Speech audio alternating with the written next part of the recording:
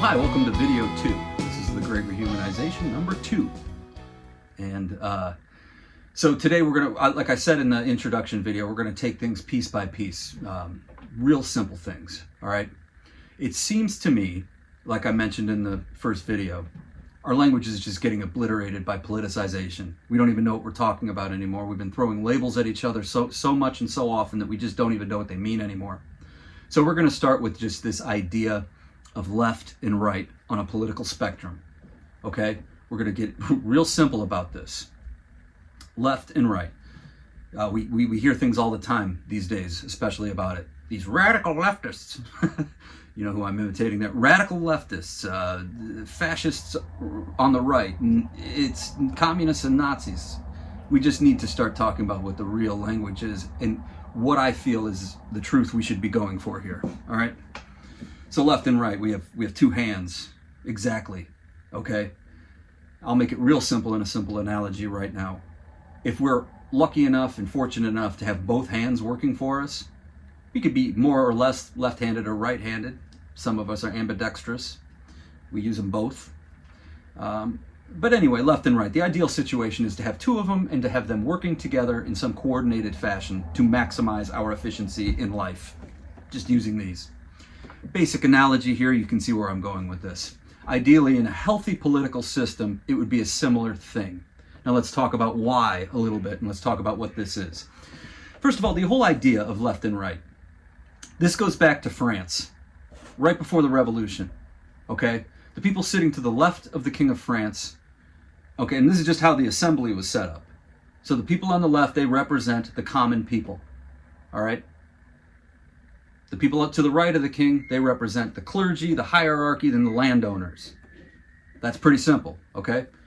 So, our first idea of what extremism on these sides, where that comes from first, really, is the leftists in the French Revolution, okay? The common people who wanted to overthrow the people on the right, right? In that picture.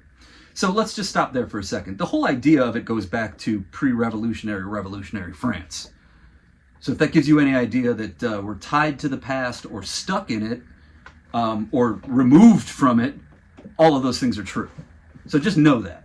We're using these terms that go back a while, and that in and of itself has implications as to what they mean now and what they don't mean and how important they are and how not important they are. So left and right. To the left of the king, commoners. To the right, you have the elite, basically. In the French Revolution, which was a terrible revolution, it was horrible, and it's a perfect example of a horrible revolution. Whereas ours, in the United States, is maybe the only good example of a good revolution. All right? Now, I just said something highly general. A lot of people disagree with that for whatever reasons, but the French Revolution was brutal. I mean, people who were on the same side one day were killing each other the next. It was terrible. So that's just an example of how not to do things. Make what you want out of it. So left and right, that's the basic idea right here. Now, so how has that basically carried itself through time, the idea of left and right? Well, left has been associated with progressivism, right? And then the right has been associated with conservatism. I prefer going forward and would like it, my preference, just for us to heal and get better at this, would be to just use those two terms for the political spectrum, progressive and conservative. Get liberal out of there.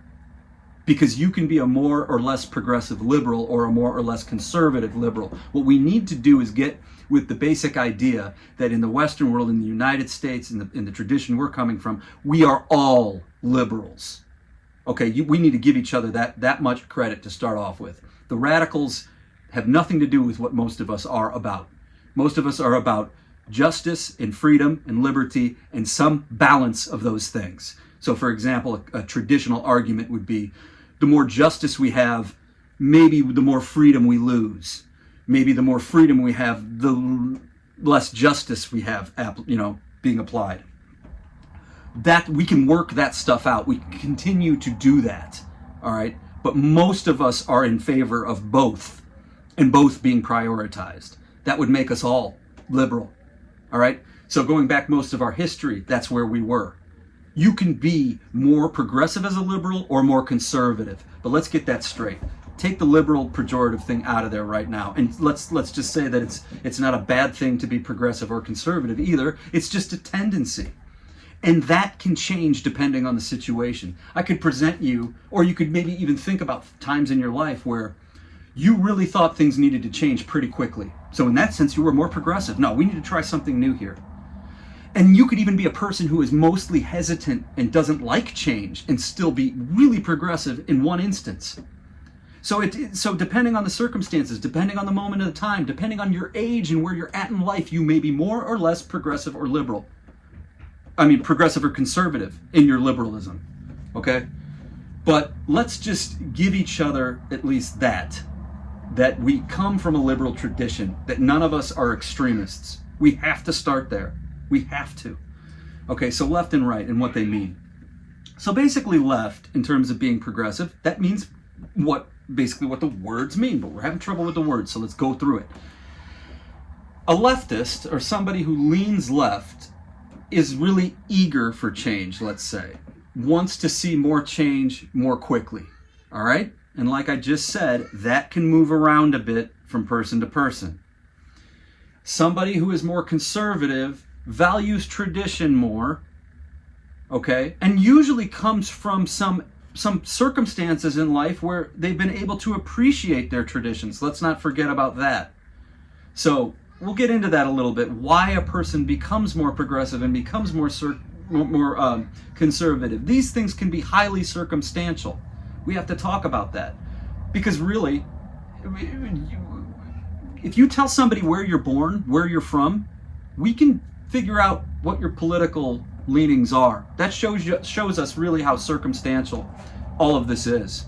All right, and I can break that down even further, and I'm going to, because even from topic to topic, in a rapid span of time, we have changed our minds rather quickly over the last several years. Things have moved around a lot, and we've got to talk about that. But on the left, you want to see progress, you want to see things change a little bit more, and on the right, you have appreciation for tradition, okay? There's an old Zen saying, and it goes like this. If you turn right to avoid the left, you go in circles. If you turn left to avoid the right, you go in circles. Okay, so the left and right, these things, as I was just explaining, these describe proclivities or tendencies towards a more conservative character or a more progressive character, a personality, really. Now, these tendencies get politicized, to say the least, and then they have ideological implications, or ideology gets attached to these things. We get activated, and through propaganda, which we're going to get really specific about, okay? So let's talk about that for a second in light of some of the silliness I've seen out there right there. Or some of the silliness I've seen out there now. Now, the World War II generation is dead. And here's a perfect example of something that's been driving me crazy for a very long time, but it's gotten worse since the World War II guys have left us. Okay? Because they wouldn't let a lot of this stuff go down the way it has. All right, so back to Jordan Peterson, for example. As I've been watching him over the years, I keep seeing him doing very simple things, and it's propaganda. And some of it is very elementary propaganda and very pathological. And I don't want to pick on him. That's not the point here. I'm kind of redoing a lot of what I already said about him. But one of the things I see him doing, and I actually saw him saying this, was he said, and this is a video, you can go, and it's with this guy, Niall Ferguson. So Jordan Peterson says in the video, I don't know if anybody's really done the calculations.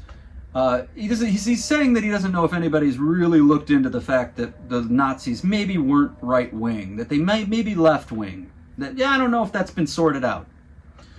So, like, as an honest person and an intellectual and somebody for so many reasons noticed that, and that stands out to me. It bothers me almost to no end. It's so serious to me. Okay, and you might think I'm silly, but I don't I wouldn't be doing this if I didn't feel this in my bones. Okay? The World War II generation is not with us. Now let's just talk about all of the various ways that's a distortion right there, that we don't know whether the Nazis are left or right. Let's just start with the basic thing there. And that's the fact that Hitler was named Chancellor of Germany by Hindenburg, a conservative, because he had formed a coalition out of the right on the political spectrum in opposition to the left. That's just a basic fact. The conservatives brought Hitler to power because they thought they could control him. This is very important. All right, they thought that they could keep him under control, but he was good for their values and their politics. So it was the conservatives Hitler appealed to, and it was the left he put into opposition. Now let's just get back to the basic definitions of left and right here. The Nazis, okay, they believed not only in a traditional past, not only were they culturally right-leaning in the sense that they were conservative and were in favor of traditional values, they went so far as to creating an entire mythological past that never happened before and went out of their way to prove this past existed. I mean, the whole idea of Aryanism is a reworking of human anthropology and our whole just archaeology. They used all of it. And we're going to get into this more specifically too. They were out to take Jesus and take him out of his Jewish context. At every level, the Nazis were reinventing history, from religion to politics to ideology. And they were doing it with appeals to a mythological past. There's nothing progressive there at all. Nothing. Okay? On the left side of things, you had the Bolsheviks, okay, and the real Marxists, okay? And the Nazis weren't part of that. Now, what you have there is you have these historians like Jordan Peterson who will make something up like that. Now, that's problematic to such an extent. Consider these things. When World War II ended, more so than any other event in history, this thing was documented. It was the first thing that was filmed like that. The Nazis left troves and troves of archives and documents. About 10 years out, you could see so much about that. There's nothing that compares in history. So the amount of immediate information on what had just happened was more readily available after World War II than at any other point in any other event that big in history by far. Not even close.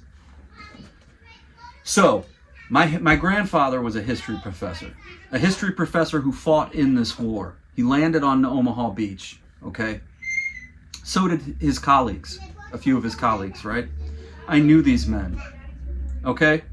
I knew these men, and it's for them that I have to do this too, okay? Because on this level, their memory is being erased by people like Jordan Peterson and Niall Ferguson, who are going out of their way to tell you that nobody's done this work.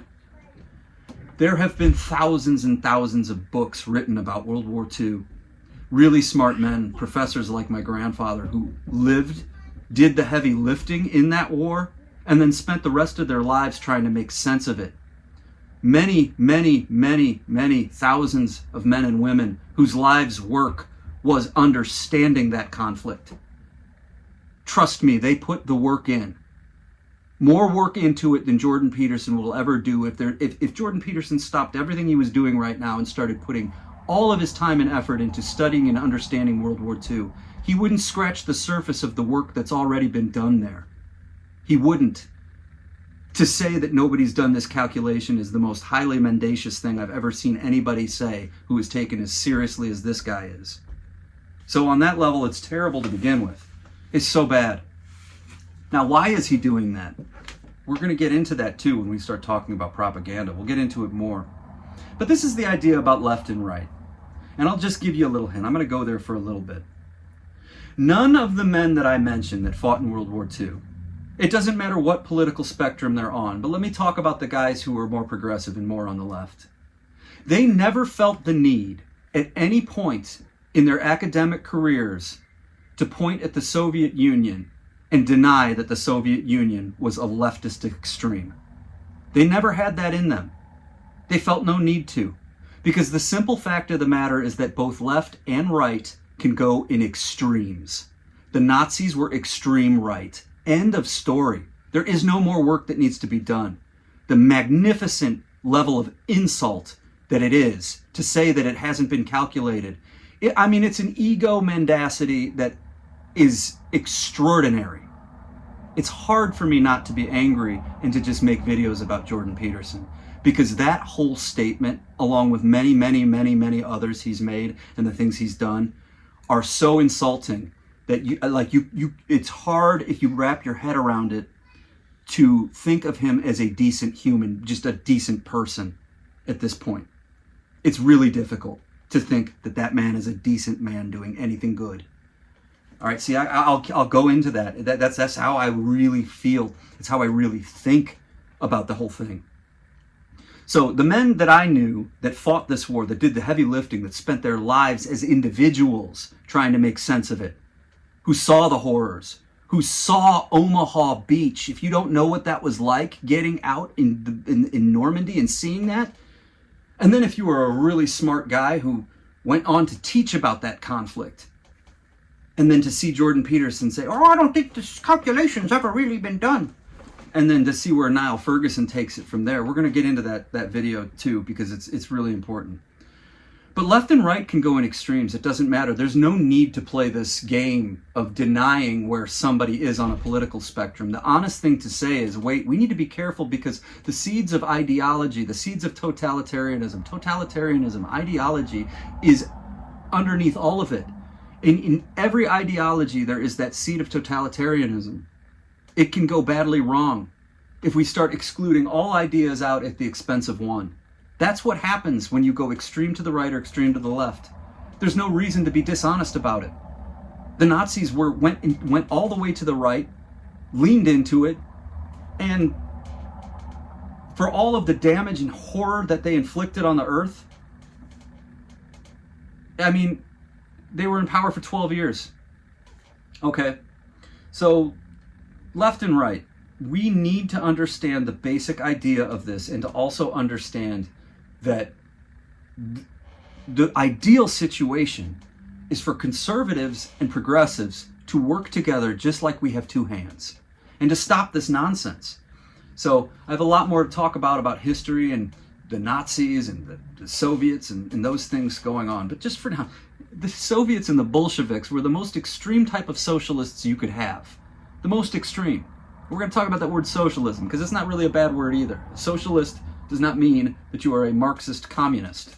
There's a lot of room to work with. In fact, the idea of socialism predates Karl Marx. Okay? By a lot, depending on how you trace it or track it.